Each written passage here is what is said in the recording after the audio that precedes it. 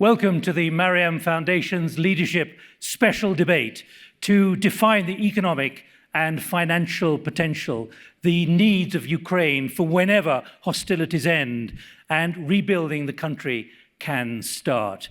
We meet in the sanctuary here in Davos, across the road from the Congress Hall, where President Zelensky said very clearly he compares what is happening in his country to what happened in Sarajevo in 1914 and Munich in 1938. He said, this is really the moment when it is decided whether brute force will rule the world.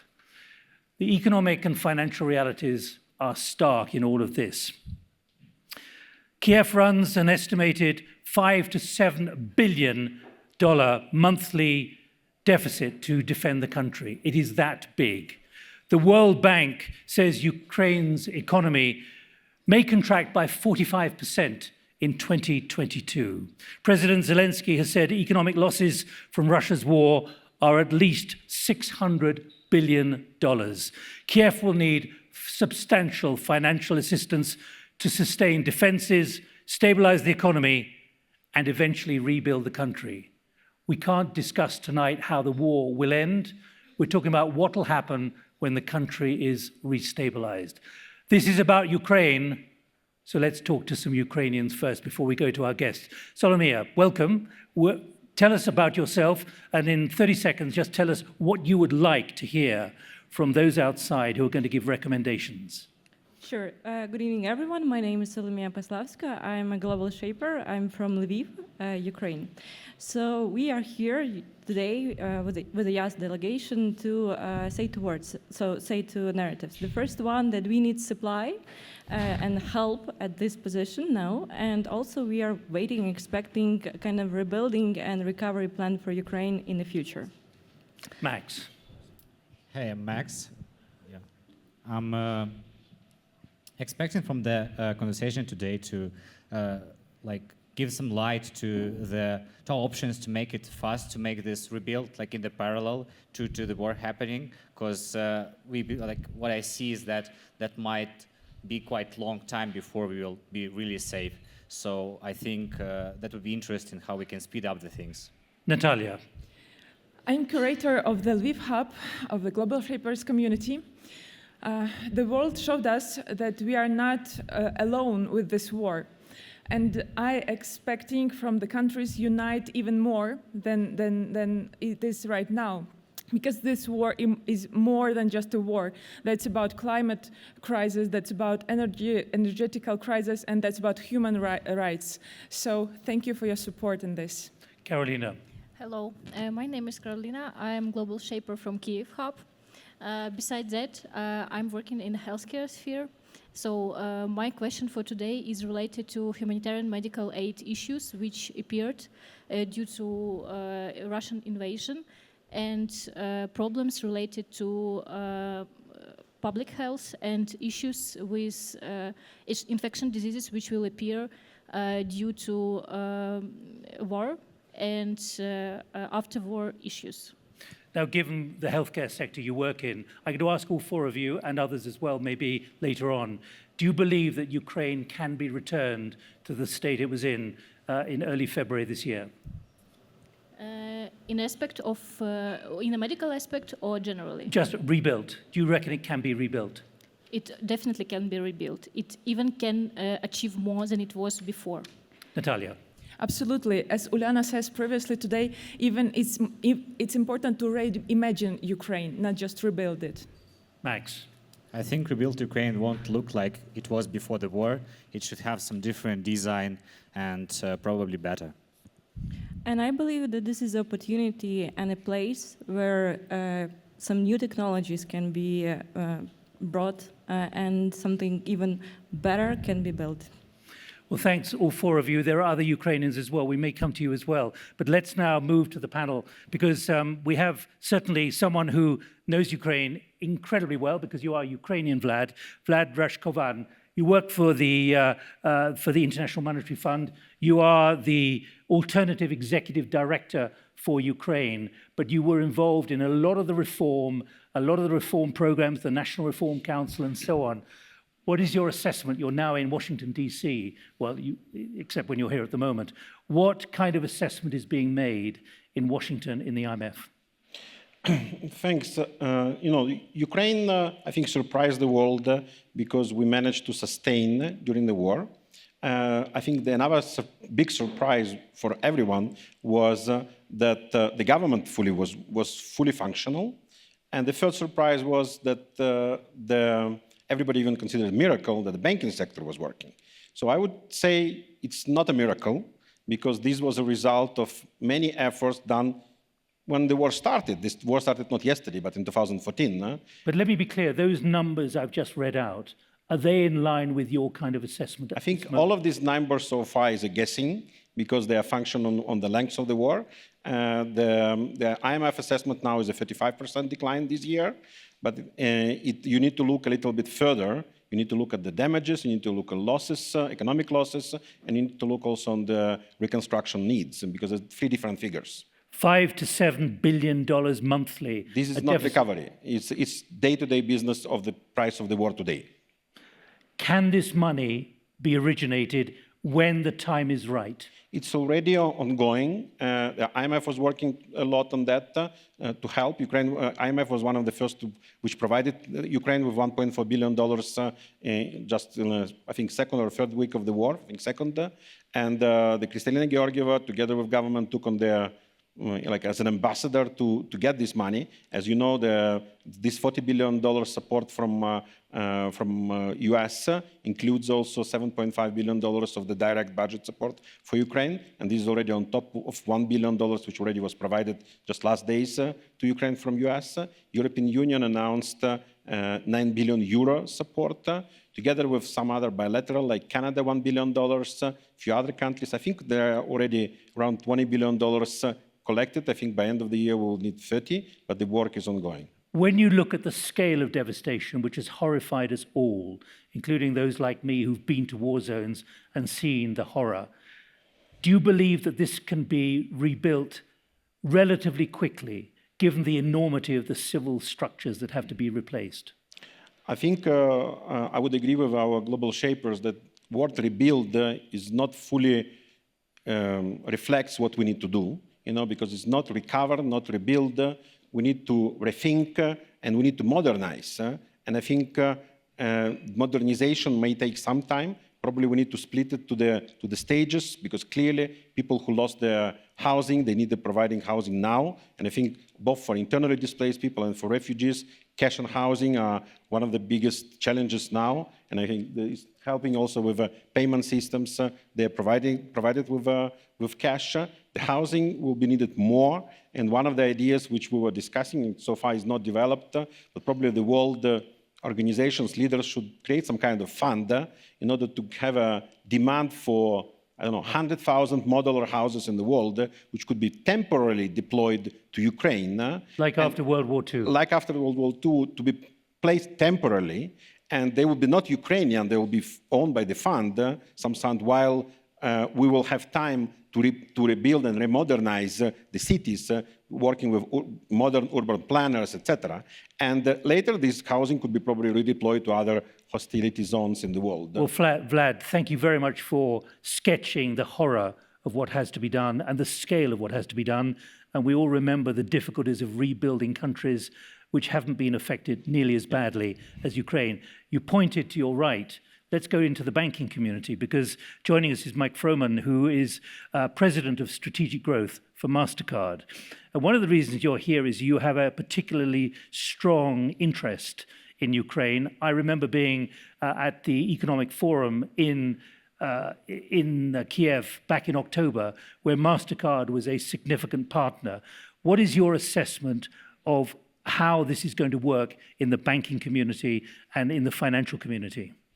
Well, first of all, thank you for having me, and it's a great honor to be here with the global shapers from Ukraine. I think it's first and foremost, we've seen the resilience of Ukraine through this tremendous tragedy, the resilience of the Ukrainian people, but also the resilience of the banking system that is still continuing to operate. And that's quite extraordinary, isn't it? Well, I've always been amazed in the context of wars how much continues to happen, how much normalcy people manage to carve out of a very difficult situation. I think to build on Vlad's point, though, what's very important is that we not think about rebuilding Ukraine the way it was before, but this is a tremendous opportunity, to borrow a phrase, to build back better and to think about modernizing Ukraine in all dimensions, whether it's housing, whether it's the manufacturing sector, the digital economy. I think there's a real opportunity to take advantage of the fact that there's a very strong human resources, human capital in Ukraine with regard to digital skills, and to ensure that we're investing in making this a modern digital economy going forward, which helps with transparency. It helps make sure that the money that's coming in goes to the right places, the intended places, and it will help both small businesses and individuals maintain greater financial security, greater resilience for whatever challenges that they may face ahead. Well, what have you been scoping within MasterCard? You are president of strategic growth. Now, this is a strategic challenge for you in a major country of 44 million people. What kind of assessment are you now making about what can be done and what has to be done to maintain liquidity? Well, look, the immediate challenge, of course, is the humanitarian challenge and ensuring that there are resources going to people who desperately... But that means refugees and others on the move. And those in Ukraine who also need support. I mean, the ability, for example, to get resources into the hands of Ukrainians, the banking system is capable of doing that. It's capable of getting money into the hands of people who need it in Ukraine from outside. And that's first and foremost something that we need to look at. But I think over time, it's supporting small businesses to be created, to continue to survive, so helping them become digitized so that they can grow that kind of resilience that they need so that they can sustain themselves, whether they're Ukrainians outside of Ukraine and supporting themselves in these other communities around, or as they go back to Ukraine, to continue to build the small business sector, which is the heart of any economy, including the Ukrainian economy. Do you have a model to work on at the moment? Well, I think small business is one that there's models all over the world. I think throughout the rest of Eastern Europe, in many emerging economies, helping small businesses go digital. And even in the United States, we saw during COVID, helping mom and pop stores go from being brick and mortar to being digitally enabled, to be able to serve their customers, to reach their suppliers, to get paid, to get access to capital. Those are all things that small businesses need everywhere, regardless of the level of the GDP of a country. And we now have that capability with new technology, with momentum in the digital economy, to really make sure that Ukraine benefits from that as well. But just to be clear, is this about cash or is it about cards? You need bandwidth in order to make cards work. It doesn't necessarily need to be cards. I think it's about digitizing the economy and really making sure that people, whether it's doing e-commerce or serving their customers or going online, or being able to pay any way that somebody wants to pay, whether it's with cash, with cards, with their telephone, doesn't matter. It's being able to engage in economic activity with as much choice as possible and making sure that people can build businesses around that.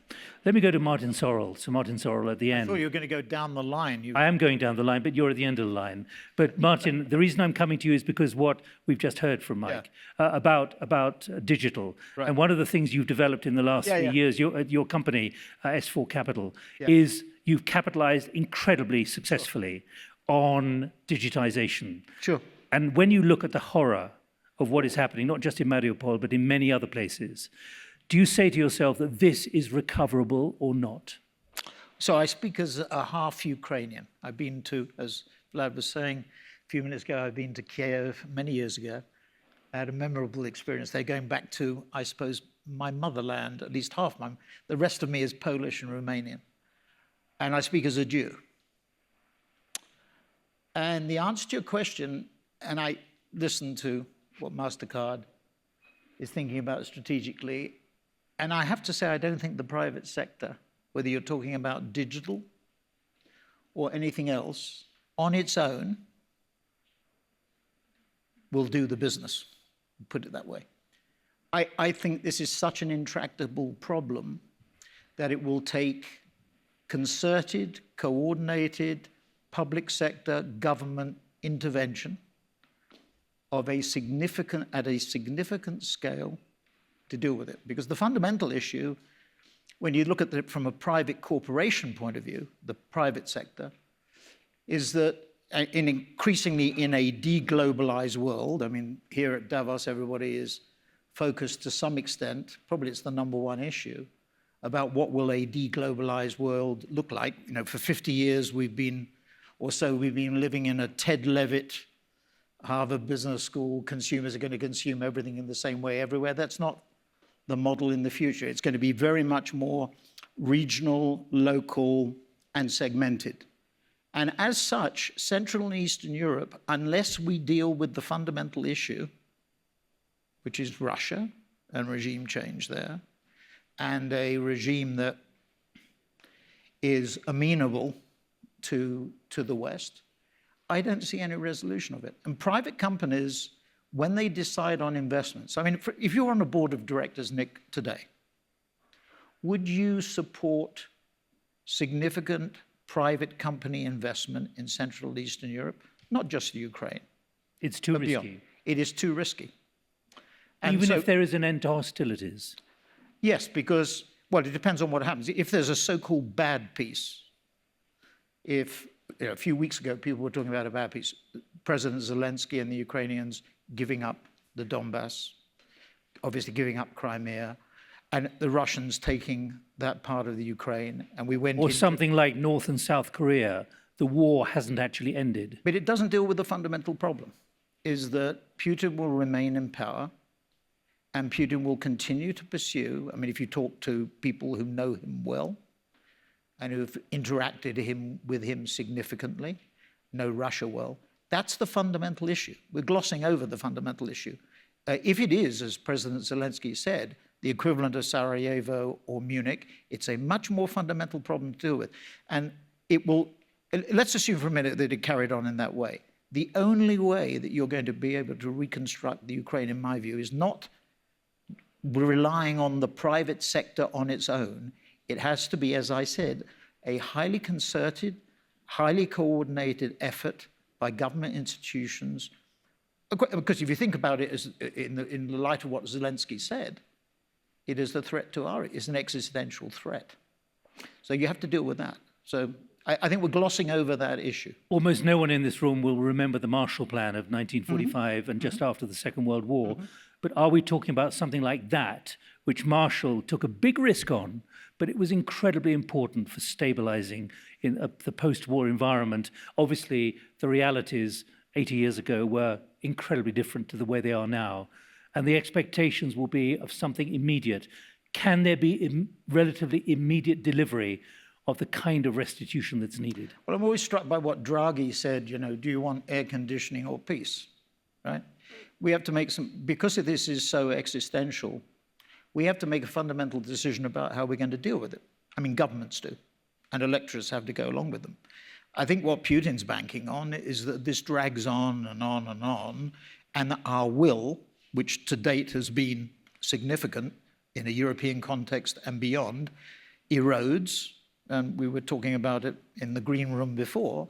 You know, we're already starting to hear the drumbeat in America, in the legislature, about maybe, you know, this is too much to deal with. So he will just keep going until, you know, the combined will cracks. So I think you have to deal with the fundamental issue. And let's, you know, if you solve this, it's a short-term fix. It's not a long-term fix. Let me go to Eric Cantor. Eric, thanks for your patience. But I wanted to go to Martin first for the commercial business side, particularly as he's been very successful in the last 3 years with his new company. I'm coming to you not just because you're vice chairman and managing director of Moelis & Company, but you were House Majority Leader. What do you think is going to be possible when it comes to picking up Martin's point? What's going to be possible within the Congress in the US to back something like, and I'm using it very generically, a Marshall Plan, which will require an extraordinary amount of money, either provided by the US or through the IMF and the World Bank, or a combination of all three? We must remember the IMF and the World Bank were created after the Second World War. So they didn't exist in 1945. So I want to build off of what Martin said, but also what Michael said about transparency, because I do think that that is a very important piece of all this, whether you're talking about eventually private sector funding and or public funding. I know Vlad is sitting there at the IMF and trying to help coordinate much of the public sector funding. But as you rightfully point to, we in the United States, the taxpayer in the U.S. has put a lot of money into Ukraine.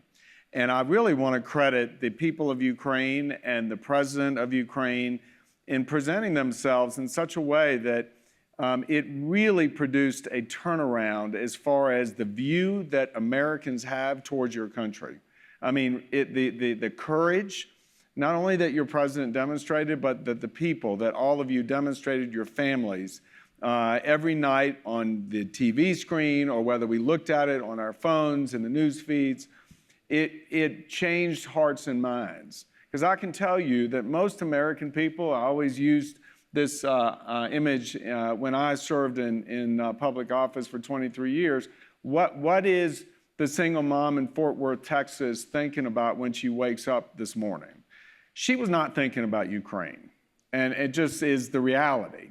But I'll tell you one thing, the way that the population and the people of Ukraine acted, the way that the elected leaders acted, it really lit something of inspiration on the part of the populace. Will that endure? This is where Martin's saying is, you can already see the cracks here, because that was how many months ago in February. And so this latest package that passed in the Congress, it was well over what was originally proposed, at least $10 or $12 billion more. And knowing how that place works, they probably went big because unlikely another package comes in this form. Getting to your point, what form then can we count on coming from the U.S. government and taxpayers to help? And the international community and the European Union. Right, well, the U.S. has got to lead, right? And banks as well. Right, so the U.S., in this instance, President Biden's of the other party, but I certainly give him credit for assembling the allies to sort of turn back to that sort of alliance factor that I think is important in international affairs. So we led on that, and the European Union came along. But I will tell you, somehow or another, the images and the projection of the story of Ukraine has to now pick up in order to help convince the voter in the United States, the taxpayer, that it's going to be worthwhile for us to go borrow yet more money, because that's what we do. We run a deficit in the United States, borrow more money to then put towards the rebuilding that you all envisioned. And it's going to be a job to get that done. But I agree with Martin. The private sector, I mean, you've got all kinds of issues. And the private sector is not first. The government has to be a catalyst. But I also think that there has to be transparency, as Michael said. You've got to see about where's the corruption now? How do we keep the taxpayer dollars out of the hands of the oligarchs? How do you make sure that the procurement process in the county, in the cities and towns of Ukraine, that you don't see government officials taking some of that money? How do you make sure? Because up to a third to a half can often disappear in this kind of situation. This is where the image that you projected in responding to the invasion, that image has to now grow into how the world can believe that Ukraine can be a new Ukraine and not the way it was. Just want to add one thing. Whilst it is true that President Zelensky has done a magnificent communications job, incessant, we see it here, we see it everywhere. I remember going to the US must have been about 4 or 6 weeks ago. I went to Chicago, New York, San Francisco, Los Angeles. And I felt it was almost as though the war, I call it the war, wasn't happening. And whilst it's true that America has responded in the way you just said, if I draw the analogy, it was Pearl Harbor that drew America into the war. And 9/11 galvanized America. America is a big, as somebody said to me, a big island. Yeah. And mentally, it's that woman where was she? In Fort Worth, Texas. Fort Worth, Texas. Ukraine is a long, long way away, and I think it's a big, big issue. Vlad, I need to pick up with you because when I was challenging the Prime Minister on a platform in front of 800 business people in Kiev back in October, the one thing I had to keep pushing and pushing and pushing on was corruption. You at the IMF have drafted very tough documents you made before the war, tackling corruption and ending corruption a condition of new loans. And there was a kind of fudge, I have to say, from the top. I was given a very hard time by his office. Why do you keep going on about corruption? What's your assessment now? Obviously, the reality has changed, but there are people who know how to make a significant amount of money by, frankly, pocketing money from other people. You know, I'm like about 23 years, 23 years we're in office. I have like a corporate sector career about 23 years, together with now IMF, working for international institutions. And as a Ukrainian, I always lived through the concept that first you need to gain our trust, and later we will promote you, reward you, etc. So you said that the president and Ukrainian people first, and later the president, also changed the perception for Ukraine.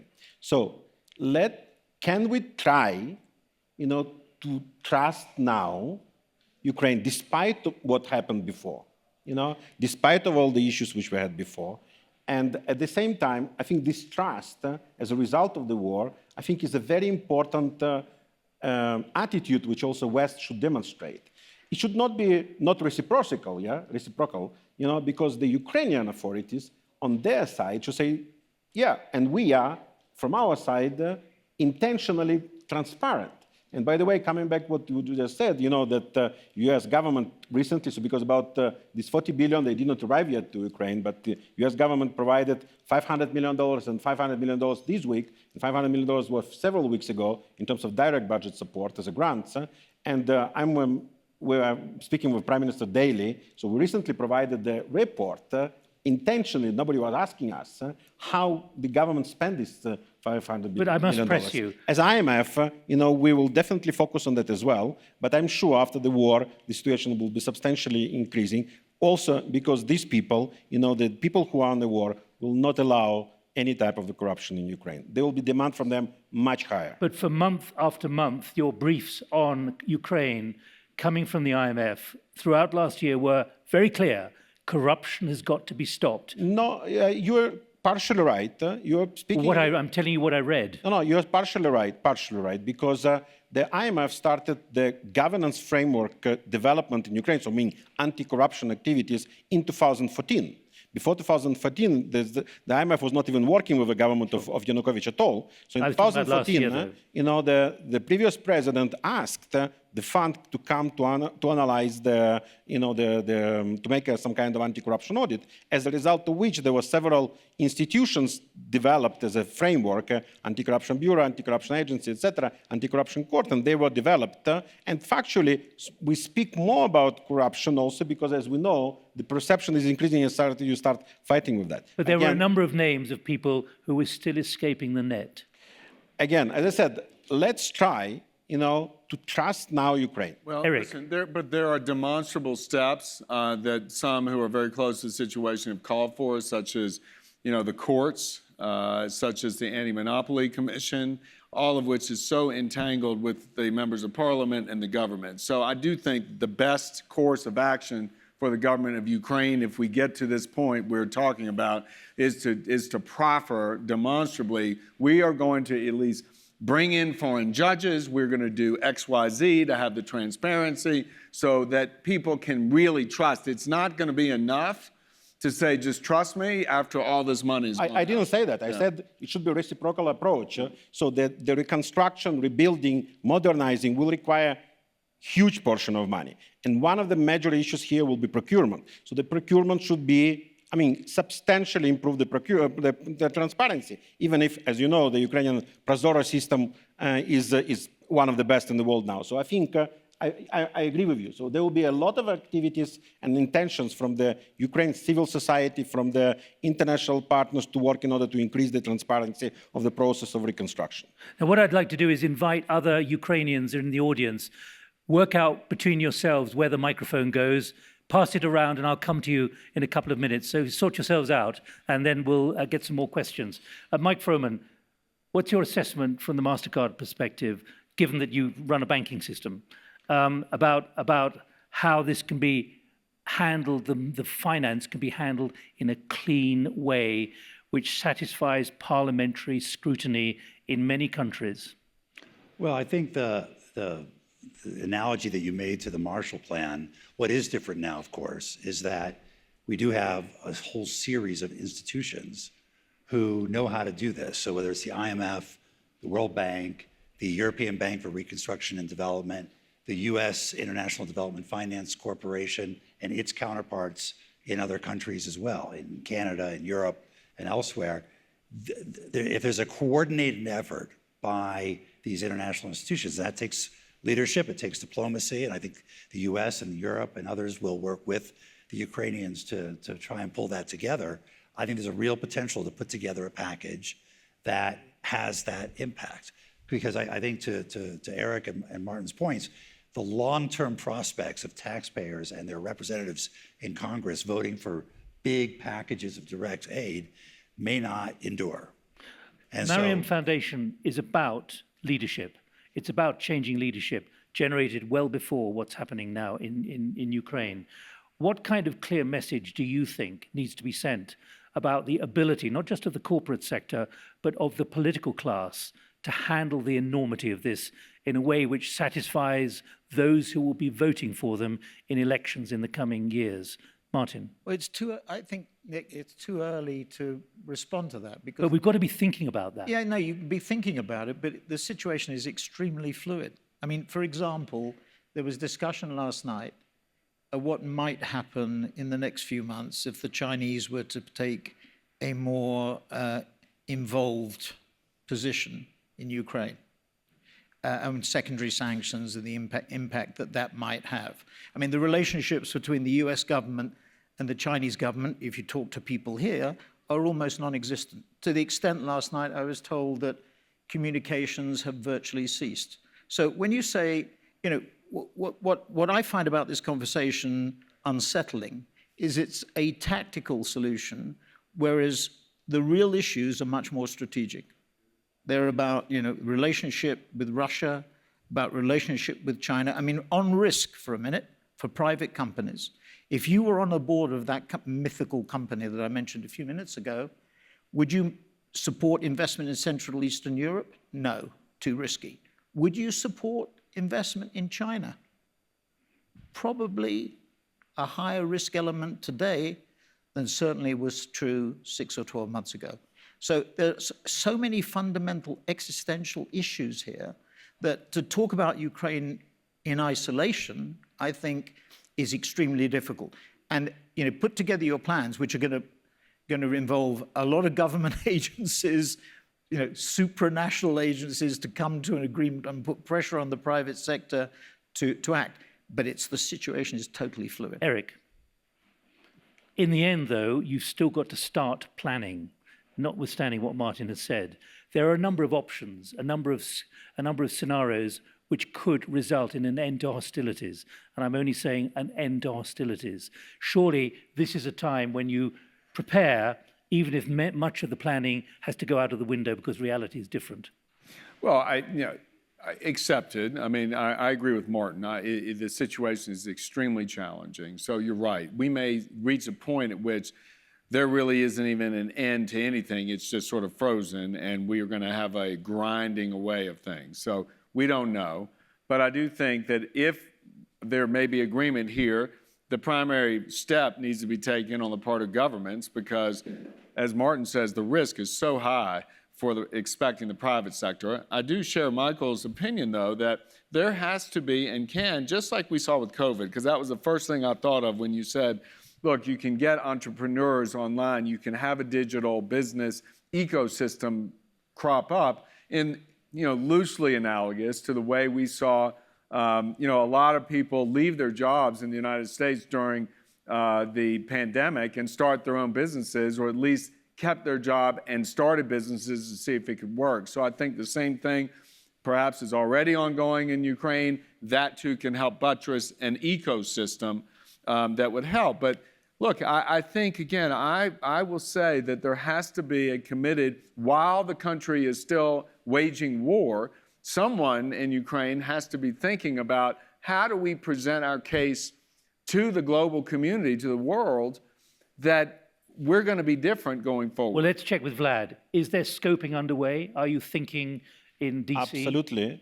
Not only in DC. If I may just come back to what you asked the question, about the leadership and risk, which Martin said. I think one of the questions, and you mentioned the Marshall Plan, who is the next Mr. or Miss Marshall in the world, or maybe Marshall team? There is no yet, because maybe not everyone wants to take a risk. Because you mentioned that George Marshall did take a risk. A massive risk. Yeah, so we need to have some envoy in the world, like someone for climate, we have Kerry, we have... He's busy. Yeah, I know, but he's worrying about we need to have someone, maybe some... But does it need not one only person? No, it should not be one, because we are not in 1945. The world is much more developed. Probably there should be joint European, US, maybe there is a team. I don't know if we need to have an institution, but clearly it should be there. And you mentioned the coordination. So you said my coordination. It's not yet there.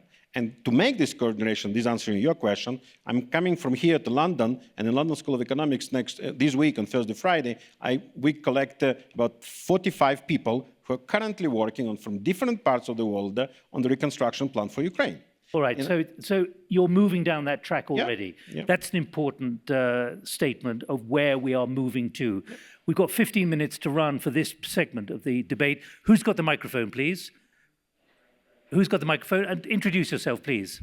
Just let the camera get to you. Yeah, sure. There you are, Carlos. Go ahead. Yeah, I'm Uliana. I'm part of the Global Shapers community as well, and I'm part of the team which is now rethinking the villages and cities in Ukraine, and we're gathering together best experts in Ukraine and abroad to prepare this work and to push it forward. Are you reassured by what you've been hearing? Well, to some extent. Partially. Who else has got the microphone? Who else would like the microphone, please? So my name is Evgenia. I'm also part of Global Shape Community and Kyiv Hub. I would say two remarks. The first one is that we really need the support from international community and public international development donors, but we also need to have private investors come into the country, because we don't need to be subsidized by the international funding, big funding communities. And the second one is it feels like we are talking about tomorrow here, but Ukraine doesn't have time, as President Zelensky addressed today in the opening remark. Ukraine only has today. So I think we really need to start this dialogue with private investors to think and to hear what they want for us as a guarantees, what they want, what kind of guarantees, insurance to provide to come into Ukrainian market. All right. And your colleague alongside, do you want to speak? Yes. And there was someone further back. There was a gentleman further back. Let's pass the other microphone behind you. Please, go ahead. Thank you. My name is Diana, and I'm here also representing Ukraine and Kyiv.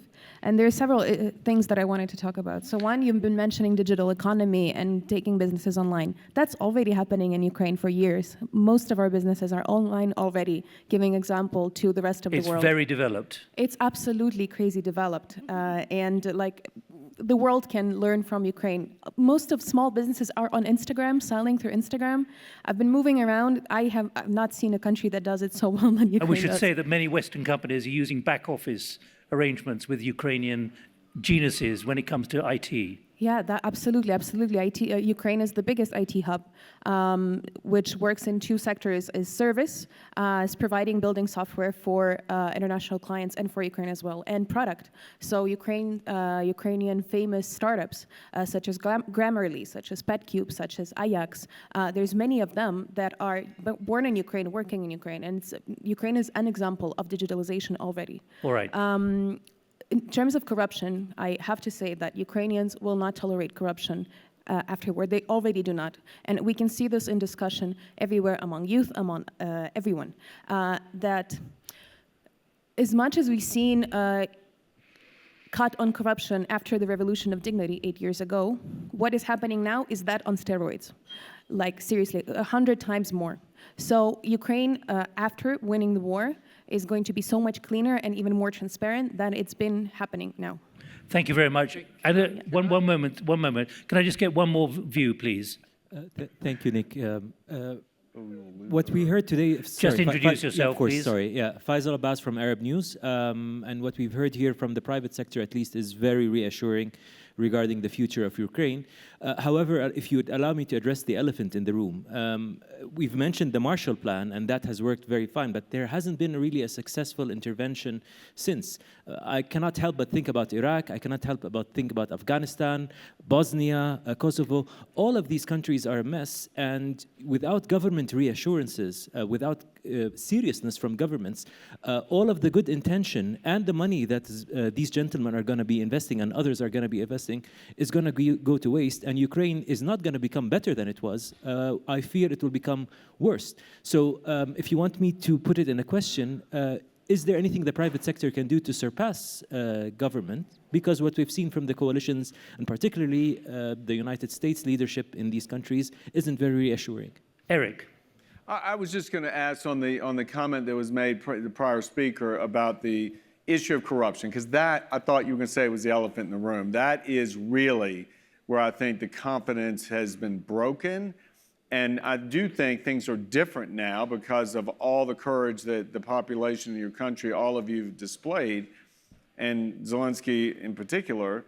But how is it now, do you see, as native Ukrainians, as people who love your country, how do you see cleaning it up, and that the folks the few who've run away with a lot, how are they now not the same in terms of influence? Vlad. Yeah, I think the answer to this was partially given by the colleague.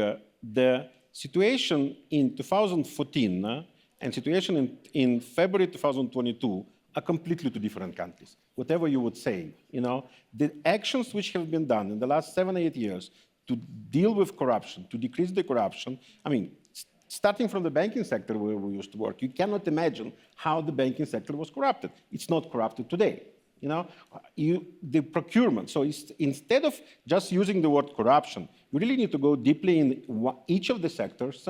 Clearly, the state-owned enterprise is still to be improved. This will be a part of the reconstruction, because probably one of the actions is to privatize these companies and therefore to improve the governance already by the private owners if there will be a demand for these companies. There are still many companies to deal with. There are the reform of the public sector. There will be a lot of efforts needed done by European Union to help, to make the government much smaller and to do the deregulation. And there are already efforts, and you will hear probably even during this forum, but also after that. Therefore, the corruption, there is a perception. But as I said, let's try out to believe, to trust, because let's be frank, the West was wrong when was speaking that Ukraine will not sustain any war. Because everybody say, okay, let's not help Ukraine in these days because in few days Ukraine will be in Russian hands. But Ukraine showed and changed this perception, and therefore now, I mean, the Ukraine, and there was one of the questions, why Ukraine should be supported also, you said. Because, and how to explain it to the lady in Texas, because Ukraine currently fights not only for our own freedom, existence, or independence. We are really fighting for something which the world was fighting and working in the last 15 years. And what World Economic Forum was about in the last 50 years, this is a humanism, this is about the liberal idea, this is about democracy, this is about the globalization you mentioned, the inclusiveness, tolerance, multiculturalism, and this is exactly what Putin stands against for. And we are fighting for that now, and believe me, our country is on the front line of this fight, and this is we're protecting also these global values, not only. Listen, I wish that single mom in Fort Worth voted on those issues, because I agree entirely.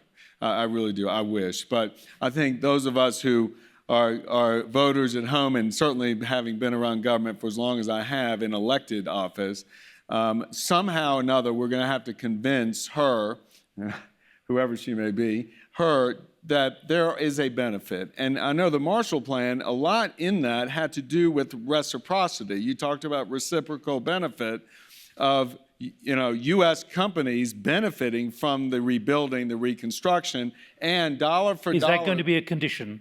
Well, in other words, flying cement from the United States? Well, I'm not I'm not saying flying in cement, but what I'm But saying... you know what happens in this situation. Right, but I'm saying is that if you want to talk about what moves electorates right now, I mean, in the traditional way, I'm not so sure now with all the cultural wars going on at home, but I do think that a reciprocal benefit rather than lofty goals, I'm all for those lofty goals, but... But not arguing with you, but I would advise still, I'm happy to go to speak with lady, and to try to convince her also with my posture, but the question is, I would advise her to call some lady in Germany and ask her, how comes that the German government in one night increased the budget on military for 100 billion euro? 100 billion euro, which could have been spent for education, for health, for social spendings, for support of the roads, etc. This is the cost which the West should understand, and also your ladies, to understand that if not, Ukraine will not tackle now Russia, if Ukraine will not win this war, and we will not reconstruct, the cost will be some similar costs will be taken in US as well. But Vlad, you'd never have got away with it. Olaf Scholz announced that on a Sunday in a special sitting of Parliament. Yeah. He didn't even talk to his finance minister, didn't talk to his cabinet, and spoke to the opposition leader only. That's an extraordinary way to get agreement to spend 100 billion euros. I know, and I want to avoid this to happen in other countries in the world. That's why let's support Ukraine now instead of, spending 100 billion euro in each country. Can I just come back to, we heard from, let's say, the Ukrainian entrepreneurs. I'm not so keen on the global shaper description. The Ukrainian entrepreneurs. That's a World Economic Forum description. The strength of the technological, which I totally agree with, the technological talent in Ukraine, and indeed in other Central and Eastern European countries, is stellar. You see it in South America as well, but it's stellar. Let me ask Vlad this. Let's assume for a minute we put the existential issues and strategic issues to one side. There are two other sectors. There's the listed sector, which I said risk plays but there's two other sectors, private equity and venture capital. Now, let's say, how can we convince the private equity industry, Eric knows a lot about that, and the venture capital sector, which I think probably would be more amenable to invest in Ukraine, capitalize on the digital talent, and that lady who said there's strong digital talent, and it's an example to others outside Ukraine, is absolutely right, because there's some really strong, demonstrable achievements inside Ukraine in digitization and the like. How are we going to do that? My answer to this is probably not simple, but we were looking for what is the next big thing in the world. Mm-hmm. Ukraine is the next big thing in the world. Mm-hmm. $1 trillion which will be spent in Ukraine, you said it is already, this is so much opportunity for everyone, and I'm sure we will not rebuild the previous cities. We will make the best cities in the world. We discussed before, with Mark about the cities. We will build the new cities. Let me say something that's really tough, okay? Yeah. Already we have seen a switch in terms of supply chain, digital supply chain, from that Ukrainian talent to other parts of the world. For example, Asia, not China, but other parts of Asia. India obviously would be a major beneficiary, and others, and in South America. Already happened, because many clients are worried about their supply chains, in that sense, being depreciated or disrupted. How are you going to deal with that? Because you have to move. How are you going to get the VCs and the private equity probably? Martin, I think we're getting the point. Yeah. Vlad. Yeah, the answer to this, again, is not so simple. We need to work on that, and the ministry, both cabinet and ministry should work on that as well. But the answer is, as I said, let's imagine that instead of Irpin, which is a small city nearby Kyiv, which has been destroyed, or instead of Bucha, you don't build Irpin, but you build a really smart city with the most modern technologies, and you invite, Cisco, you invite Microsoft, you invite AI companies, you have, all the digital technologies. This will be a big demand, not only for those technologies, but also for Ukrainian IT people, and they're there. They are working today for the same companies, but they're working for the global solutions. Now the demand will be in Ukraine. Therefore, instead of supplying our HR ours, as outsourcing hub, we will be making as a client for most of these companies, and this is where the change will happen. And this will lead to the creation of the companies in Ukraine to manage this. I'm absolutely... We're now going to do a hot switch, but I just want to say my son is a coder. He's working with someone in Ukraine. Nothing has changed. And that's quite remarkable. There's been total business continuity. I just want to pick up one question, and can you get the microphones to other people who have yet to ask questions, please? There was that one comment which I would say suggests impatience and expectations. It's got to be done today, not tomorrow. What do you say to the next generation who are thinking that in the middle of a terrifying war? Eric. Look, I want it today as well. And I think by your being here, by your being engaged in delivering the message, I mean, more people have to see, more people have to be able to personalize. And again, I would just plead with you to go and take your message online the way that the people of your country have done thus far, because the world's been with you. It's going to get challenging, as you've heard. Things may wane. But if the conviction and the vision is there, you can make it today instead of waiting for tomorrow. Mike? I'd say all the signs are positive in that resources are being mobilized at a speed. I've never seen Congress work so fast. I don't have to answer for that. You could at least make a comment. So the support is there, and it's really in your hands to make the most of it. And just to add to the point that the person made before, Ukraine has the potential not just to be a back office for technology, but to be a leader in developing new digital businesses, fintechs, other businesses, and to take that globally. All right, Martin, last word in this segment of the debate. I just think it's going to be very difficult for governments to make the decisions. I come back to Draghi's peace versus air conditioning. At the end of the day, it's how much are we prepared to sacrifice? If it is an existential threat, which I think it is, how much are we prepared to sacrifice as an electorate, and the willingness of governments to implement it? All right, Martin, Eric, Mike, thank you, the three of you, very much indeed for your time. We've got about another half hour to run. Can I invite you to leave the platform? Thank you. Courteously. Thank you very much indeed. Can we thank them very much? Thank you. Let me give you my card. Don't go away. We haven't finished the debate. The debate is continuing, and I want to hear more from the Ukrainians. I'd like to invite the next two guests up onto the stage. We have three guests, which is good. So can I invite you all up onto the platform, please? Now, while we're getting microphones exchanged, could I ask the Ukrainians who've got a microphone to give us their view, please? You have a microphone. Hello, ladies and gentlemen. Your name, please. My name is Fedor Serduk. I'm a Ukrainian entrepreneur running now a medical NGO in Mykolaiv and Odessa.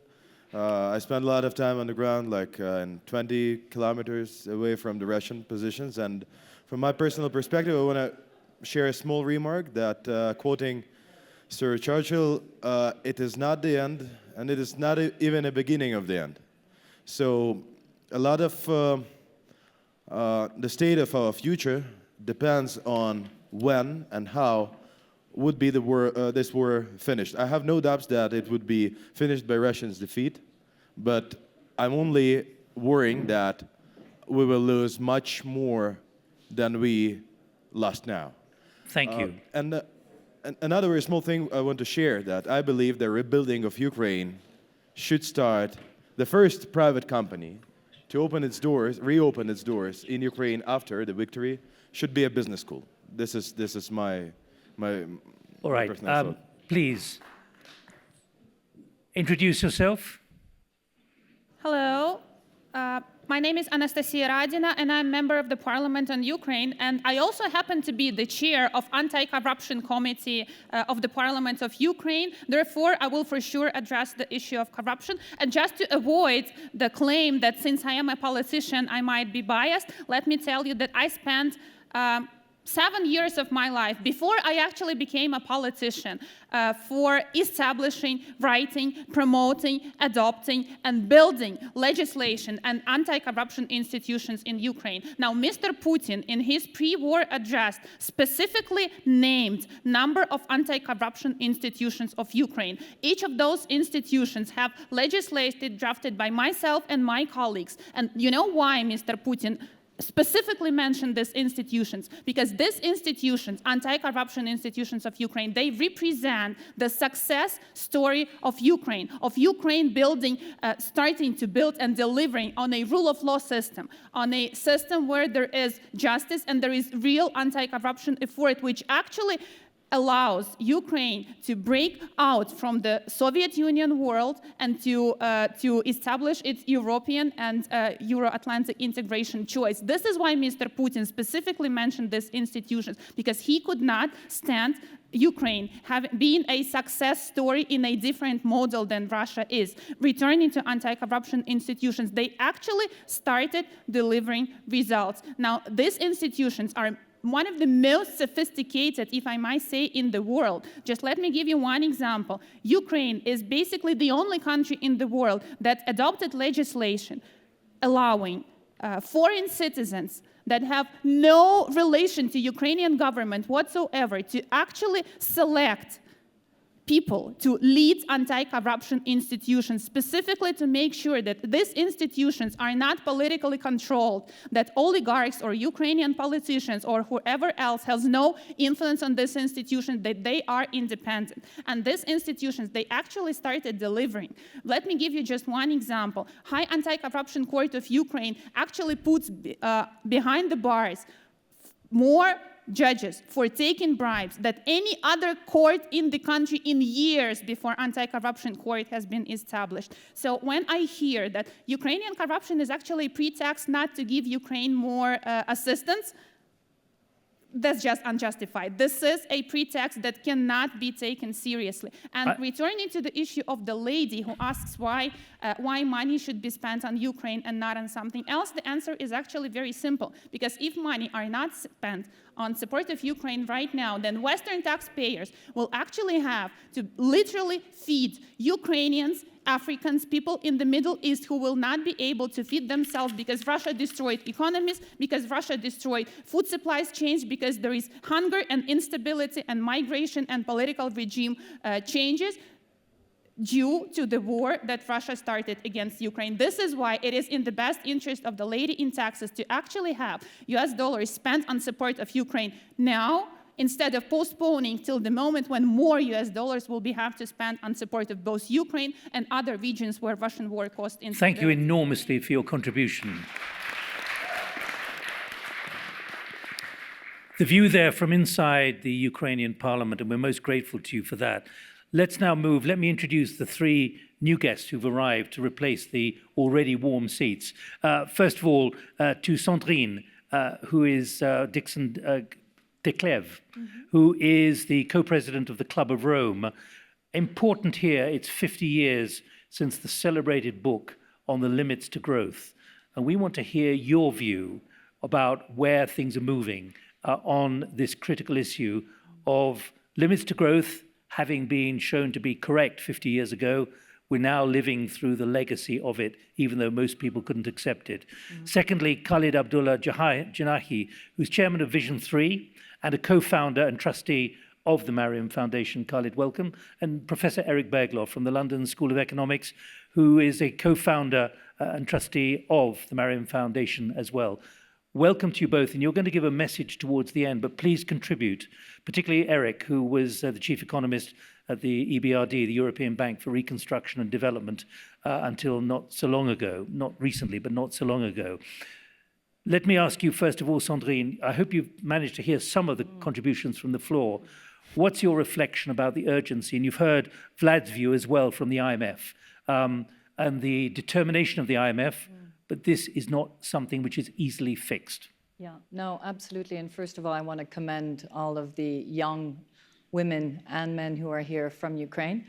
I think that the fact that you're here and you're able to actually express yourselves so well at a time when there is so much pain going on in your own country is testimony of the strength of the Ukrainians.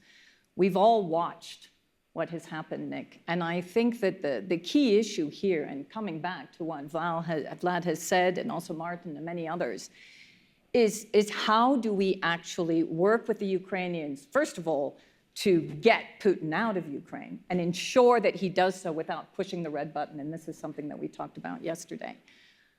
But not just Putin, also those around him and a culture. Absolutely, because we need to completely change the relationship between Russia and the rest of the world. And how do we do that? And is Ukraine the linchpin? Or is it also our discussion? And I think it was Martin who was talking about also China and the way in which we engage with China and the necessity to engage with China. So how do we build these multiple relationships that are so essential at this time to ensure that we don't have more devastation in Ukraine, more devastation in the rest of Europe? And also, as you well know, the limits to growth was also about understanding that we have a series of tipping points that are coming at us at the same time. And that is my greatest worry, that while the European Union has been determined to deal with climate change, so this very good question of do we want peace or air conditioning, I would say both, but you don't need air conditioning on gas. What we need to do now at this time, and the beauty of all these young people who are talking to us about digitalization and the smart minds in Ukraine, how do we optimize what is happening, this solidarity, and understand that the Ukraine is a symbol, that actually we cannot continue to have conflict, we cannot continue to have bullying, we have to completely change our geopolitical system, which is based on power, and in most cases destructive power, and gaining more territory and demonstrating oneself, and shifting into what we call Earth for All, so Ukraine for all, on an Earth for all, constructing an inclusive future, which is exactly what we're working on. But another point here, Sandrine, the fact is it's about reconstituting the nation, particularly 10 million people, at least 10 million, mostly wives and mothers and children who've left the country or who are refugees. They are displaced people within their own country. The enormous post-traumatic stress and the stresses that they're going through. Do you have a reflection on that? Because it's not just about money. Money cannot buy peace of mind. Absolutely, and in fact, I've been hosting a Ukrainian family, and just recently their grandmother and nephew came and joined them. And the grandmother could not stand being in Belgium and had to go back to her country and went back to the devastation. And I think what this shows, Nick, is that this is actually, refugees don't want to leave their country. They have been pushed out. They are feeling now that they do not have a country to go back to. We have to demonstrate two things. One is that our country is everyone's country. This is a symbol of what does it mean to actually live in the 21st century, because we will have more invasions. We will have more refugees because of climate conflict, wars over water, etc. So how do we actually use and work with this Ukrainian situation to understand how we can actually all reconstruct, build better, and bring those funds that we need to bring not into military defense, but actually rebuilding economies and ensuring that we build resilience within our geopolitical system. Professor Eric Bergloff, your response on this as an economist, do you also worry about the mental state of those you are trying to help? No, absolutely. And I think this is what reconstruction is all about. You know, people are not returning to Syria now because it's not safe, it's not, you can't develop your business, you can't invest there. What reconstruction in Ukraine is about creating that space that can allow all this talent to flourish locally. And those people that have left, they're going to make rational choices about, am I staying in Belgium or am I going back? And, you know, I want to go back.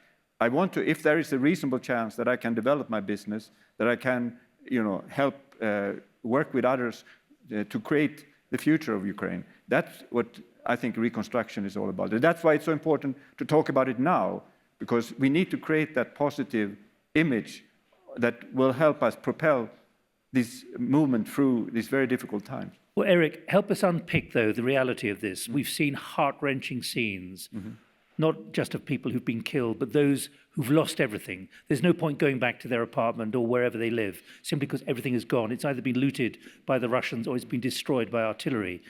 How do you reconstitute the lives of people like that who are already refugees from the Donbass in the east? They've moved and then they're having to move again. Yeah.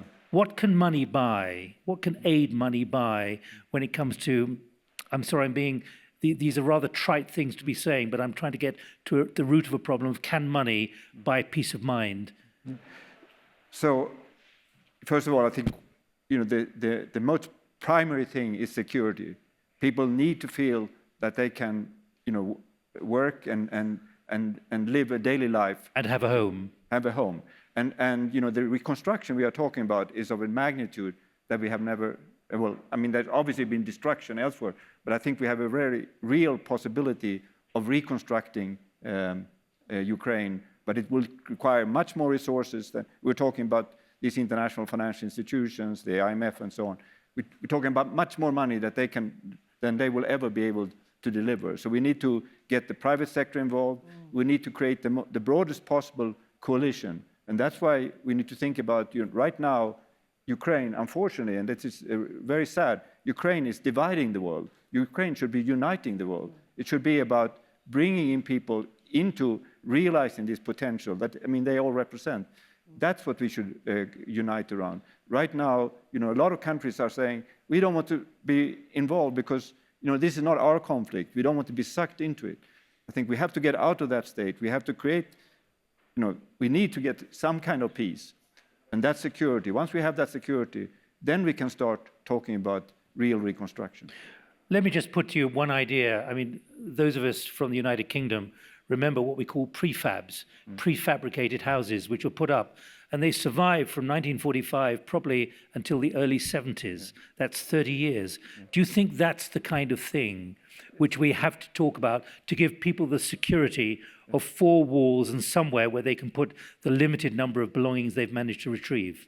So I think that will be part of it, but it will also be the part that Vlad was talking about, that we are creating new cities. To me, reconstructing Ukraine is the most exciting infrastructure project I can imagine. Think of all the things that could be done in the right way, respecting the limits of climate and so on. Doing this the right way. There's a lot of good things have happened since 2014 in terms of, and it was mentioned here, in terms of corruption, anti-corruption reform, the banking system, and so on. But here we have a real chance to deal with the deep problems in Ukrainian society and do it in a sustainable way that respects nature, that respects the limits to growth. Vlad, as a Ukrainian, I'm going to come to you in a moment, Khalid. When you talked about new cities, I have to say I was about to say something, but then we had to do the switch over. Let me put it to you that many in Ukraine, I like my community where I live in London. I don't particularly want to move somewhere else. New cities take a long time to design, and there's big debate about the kind of cities, wherever it is, whether it's in Ukraine or India. Is it possible that thinking about building new cities is the wrong medicine, simply because people want to live where they know, among friends they know? They want to live in a community, even if it's been smashed, but they feel loyal, they feel affectionate towards it, and they feel affectionate to the people they've been growing and living with. Yeah, look, I think this is an interesting. I think the topic of this, or the main idea of this forum now, is that the history at the turning point, and we are 30 years in independence now. We are now in a turning point to get rid finally from the Soviet legacy, where people used to live still, even in Ukraine being independent, because where many people still in Ukraine, in the same cities nearby Kiev, were living still in Khrushchevka, those temporary houses which have been built in the 1960s in order to provide the housing to everyone fast, and he's answering about the fast, but to do it very cheap, to do it smaller spaces, etc. I mean, clearly, we are in a turning point, and I'm sure Ukrainians are innovative people, who want to live in another country, in another country. Unfortunately, we were stuck a little bit with a Soviet legacy, because if you already have the city, you would not do anything now.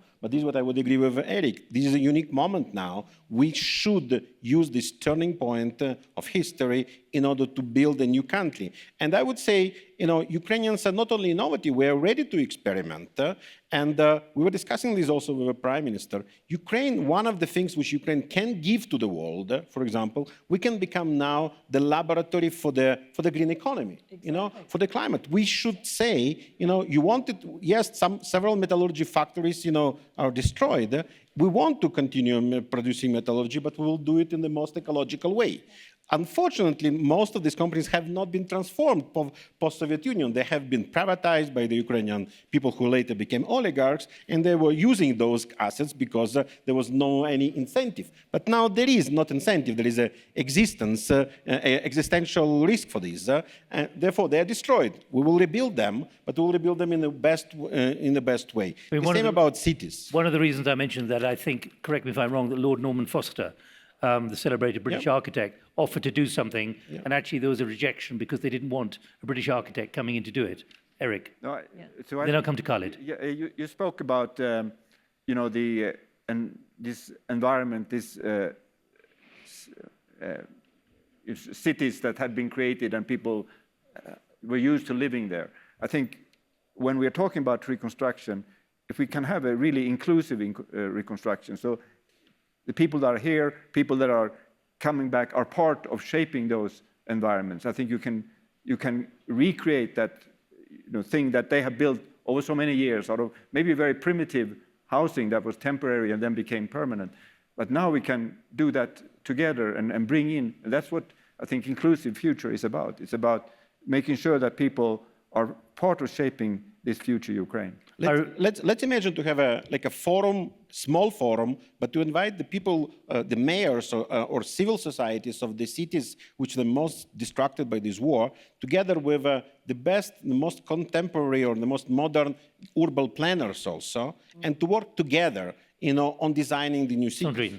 Yeah, I love this idea, and I wanted to build in because also we know how many rural communities there are, and we know our dependency on food as well. And the whole beauty now of how we're looking at cities is how you also bring in rural communities and create these corridors between rural communities and cities, and do exactly what was just said by Eric, which is to continue to build up these communities. Because you're right, when we look at the just transition, in particular shifting from coal into renewables and how we bring people on board. Every single just transition plan that has worked so far, you take Sines site, for example, in Portugal, has been when EDP, the electricity provider, and the community have worked together to build this new community, still in the same area, with a new industrial zone that is a green industrial zone and offering jobs and livelihoods for the people that are there because they don't want to move. Let's begin to move. We've got 10 minutes left. Let's begin to move to the Maryam Foundation and the kind of principles which have brought us all together here as part of the World Economic Forum to discuss how leaders handle this. That's what the Maryam Foundation is about, based currently around the London School of Economics. Khalid, what's your view? You're a co-founder. What can we learn from the handling of Ukraine, both when it comes to understanding the intentions of the Russian president, but also understanding the enormity of what now the world and certainly Europe faces? You happen to come from the Gulf. These are issues which go well beyond just Eastern Europe. Thank you very much, Nick. I think, as you said, I come from part of the world, let's not say the Gulf, the Arab world. And we have Libya, we have Syria, we have Yemen, we have the Palestinians who've been refugees for such a long time. And we have Iraq, which is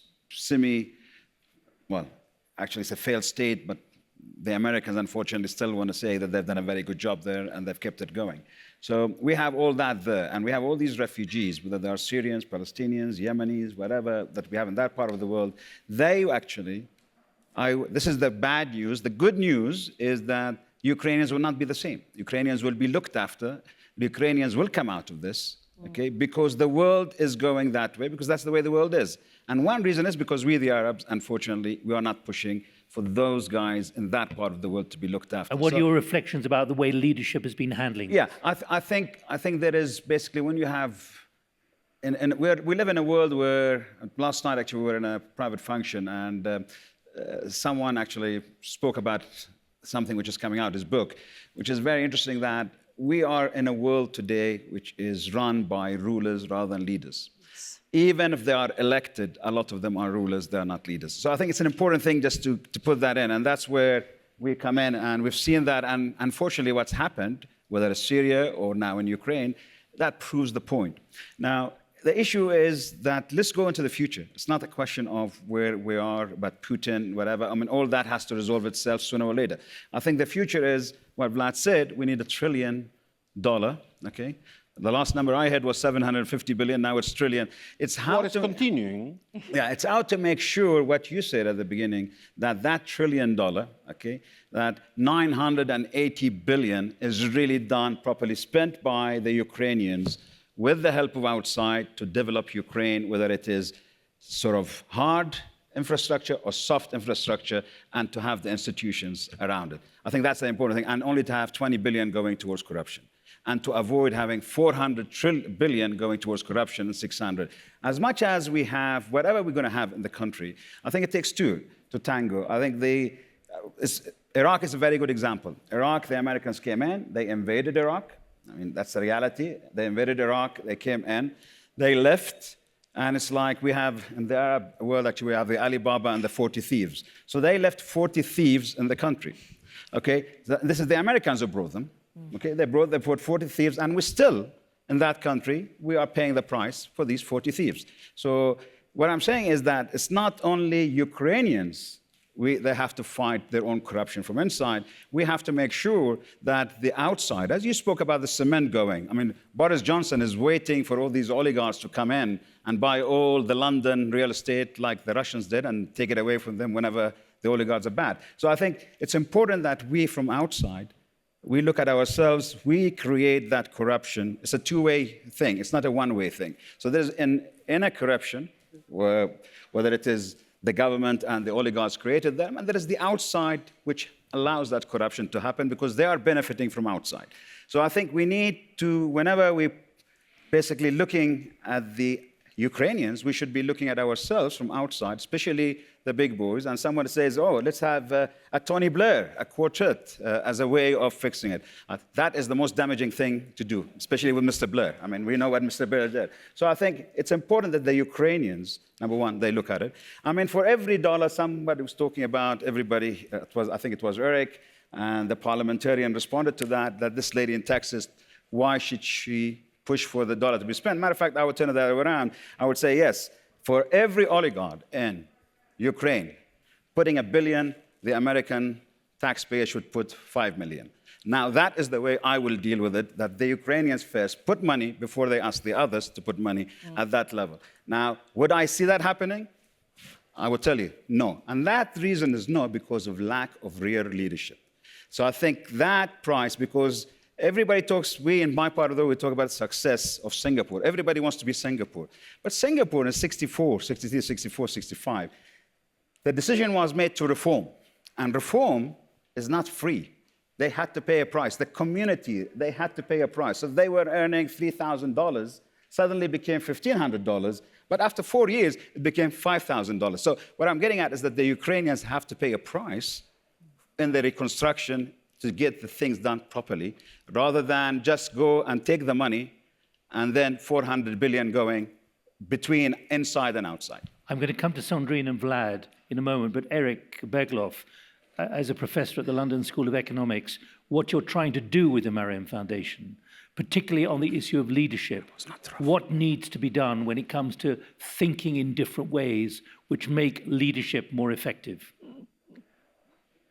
So I think every university really tries to develop leaders, but we need to think about, what makes a good leader. And in a different way. In a different way, exactly. And what I think we are trying to promote is a much more inclusive way of leadership. And I'm coming back to this word inclusion, but I think it's so essential to think about the process whereby we're making decisions, the process whereby we're making now decisions about reconstructing Ukraine, that this is not something that is being done in Brussels or in Washington. This is something that has to come out of Kiev. I had a pressure earlier today to listen to the plans now for this National Recovery Council. It's driven by Ukraine, by the people in Kiev, and that's the kind of leadership that we need, the kind of leadership that really involves people. It's going to be a real challenge now with the population, 10 million Ukrainians spread around the world. So when we talk about an inclusive process, we want to make sure that everyone in Ukraine, every Ukrainian who has now been forced to leave, should be part of that process. And the tagline up behind you is constructing an inclusive future, emphasizing inclusive. Sandrine, let me ask you, given what you analyze in the Club of Rome, given what you see and given the failings of leadership, what has Ukraine and what is Ukraine teaching you? And do you think leaders are listening? I think Ukraine is teaching all of us that we need different types of leaders. First of all, whoever would have thought that Zelensky would be the leader that he is today? Really? That demonstrates that this was not a politicized leader who's been moving and maneuvering through the political system. This is a completely different type of leader. Leadership comes from here. Zelensky has stood up to the plate. And in that sense, plus the leadership of all the people of Ukraine, and I would say those of us in Europe, who have really started to open up our homes and our hearts because of the desire for solidarity. Leadership is about leading. It is not about ruling. You're absolutely right. And that's what we're starting to see. So let's build on that. That's the inclusive future. Building and tapping into that subconsciousness of what new leadership really looks like. It comes in very different forms. And it does stand up to bullying. And that we can talk about in many different ways.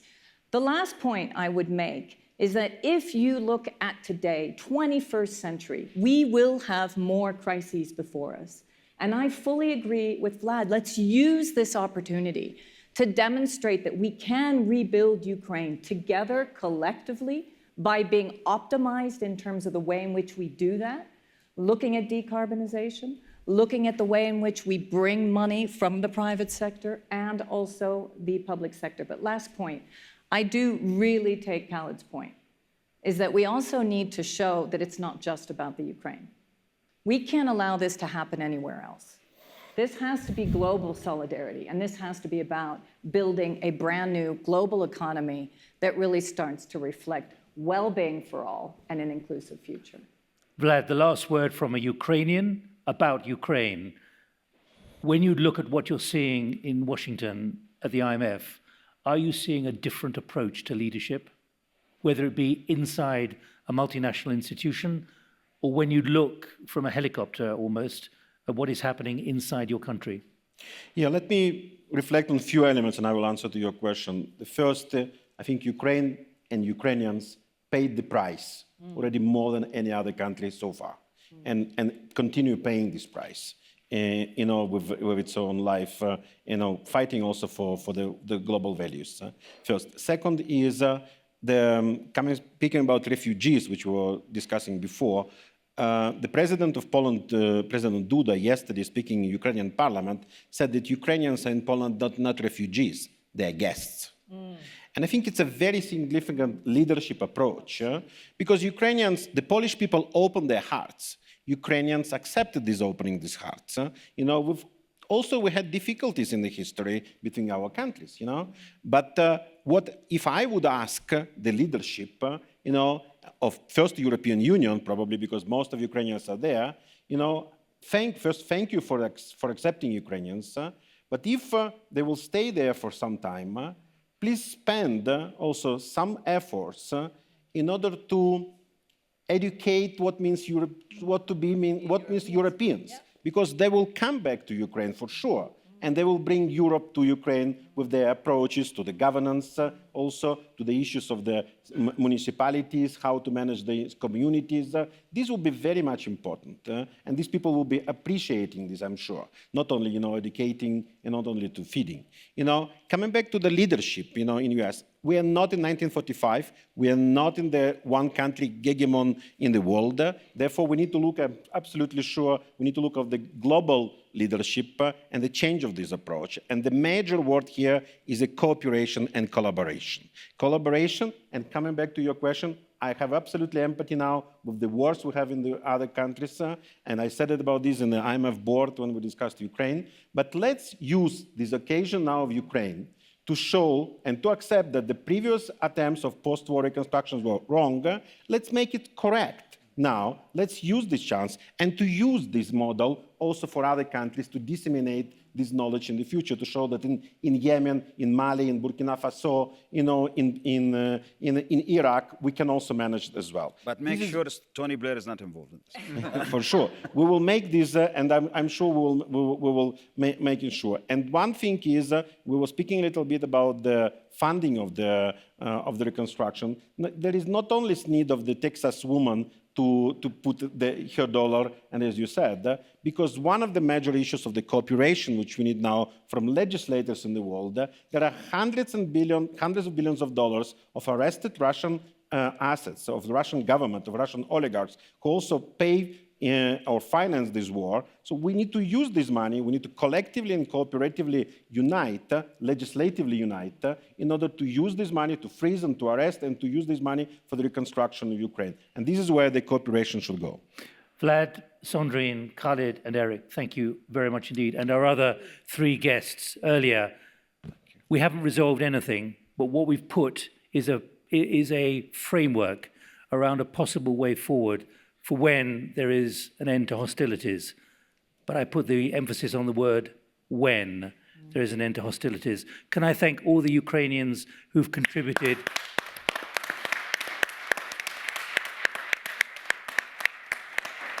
And thank you all for watching what has been illuminating, sobering, but at least showing that there is solidarity to make sure that Ukraine is rebuilt, even if it does take some considerable time. So from all of us, from me, Nick Gowing, here in Davos at the World Economic Forum, bye-bye.